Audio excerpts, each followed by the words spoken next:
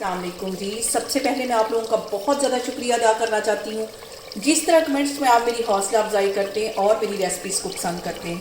आज मैं बनाने लगी हूँ आलू गोश्त, सबके ही फेवरेट, और इस दुआ के साथ हम इसको बनाना शुरू करते हैं कि जहाँ रहें हंसते रहें और हंसाते रहें। तो चलिए जी इसे मिलके बनाते हैं। और आज यहाँ पे मैं आलू गोश्त बनाने के लिए मट्टी की हांडी इस्तेमाल करने लगी हूँ। तो सबसे पहले इसके अंदर मैं आधा किलो के जितना मटन डाल दूँगी, जो मैंने धो के अच्छी तरह फ्रीज़र में रखा हुआ से निकाला। दो यहाँ पे मैंने मीडियम साइज़ के टमाटर ले लिए, इनके जो छिलके थे वो रिमूव कर लिए, ये इसके अंदर चले जाएंगे। और 4-5 जवे ये लहसुन के, एक बड़े साइज़ का प्याज है, ये इसमें चला जाएगा। और इसके साथ ही 2 गिलास मैं पानी के इसमें डाल दूंगी।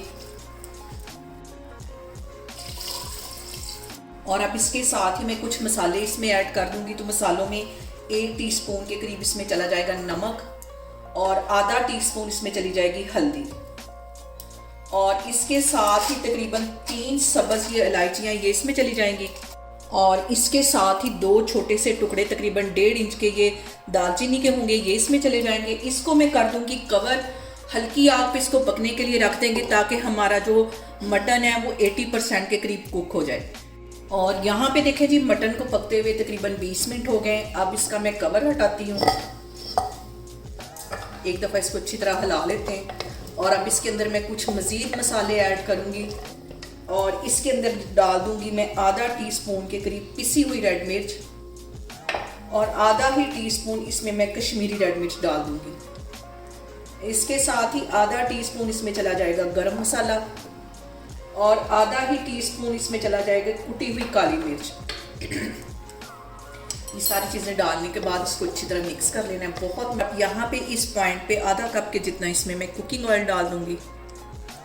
ये सारी चीज़ें डालने के बाद हमने इसको कम से कम 15 से 20 मिनट के लिए अच्छी तरह भून लेना है। इसके अंदर जो पानी है वो भी अच्छी तरह ड्राई हो जाए। फिर उसके बाद हम आलू डालेंगे, इसकी अच्छी सी भुनाई करते हैं। और यहाँ पे देखें जी, मटन को भूनते हुए मुझे तकरीबन 10 मिनट हो गए हैं। अब इस पॉइंट पे इसके अंदर मैं डाल दूँगी 2 बड़े साइज़ के आलू छील लिए मैंने, उसको धो लिया, और इसको बड़े बड़े साइज़ में मैंने इस तरह काटा है। एक आलू के 4 हिस्से किए हैं। आलू गोश्त में जो आलू का साइज़ है वो थोड़ा सा बड़ा ही होता है। और आलू डालने के बाद फिर हम इसको तकरीबन 10 मिनट के लिए अच्छी तरह फिर से भुनाई करेंगे। और यहाँ पे देखें जी, आलू डालने के बाद भी मैंने आलू गोश्त की कम से कम 10 से 12 मिनट के लिए अच्छी तरह भुनाई कर दी है। ऑयल ऊपर आ गया है। यहाँ पे देखें जी, आलू डालने के बाद भी आलू गोश्त की भुनाई मैंने कम से कम 10 से 12 मिनट के लिए कर ली है। ऊपर इसके अच्छी तरह ऑयल आ गया है। कलर से आप अंदाज़ा लगा सकते हैं कि कितनी अच्छी इसकी भुनाई हुई है। अब इसके अंदर मैं पानी डालती हूँ जितनी हमें ग्रेवी चाहिए, फिर मैं आपको दिखाती हूँ। और यहाँ पे आपको इसकी जितनी ग्रेवी चाहिए उतना आप इसमें पानी डाल सकते हैं।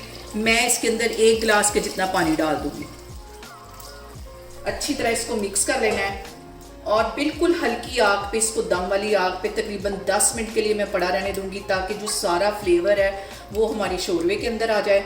और यहाँ पे देखें जी, आलू गोश्त के सालन को बिल्कुल हल्की आग पे रखे हुए मुझे 10 से 12 मिनट हो गए, और ऑयल अच्छी तरह ऊपर आ गया है। और इतना ही मुझे शोरबा चाहिए। इस पॉइंट पे मैं इसके अंदर डाल दूँगी तकरीबन 3 सब्ज़ मिर्चें साबुत, ताकि इनका फ्लेवर भी इसके अंदर आए, और थोड़ा सा सब्ज़ धनिया डाल दूँगी। चूल्हा यहाँ पे मैं बंद करती हूँ। और यहाँ पे देखें जी, ज़बरदस्त सा हमारा आलू गोश्त का सालन बन के तैयार हो गया है। आप लोग भी इसको लाजमी ट्राई करें, और मुझे कमेंट्स में बताएं कि आपको मेरी रेसिपीज़ कैसी लगती हैं।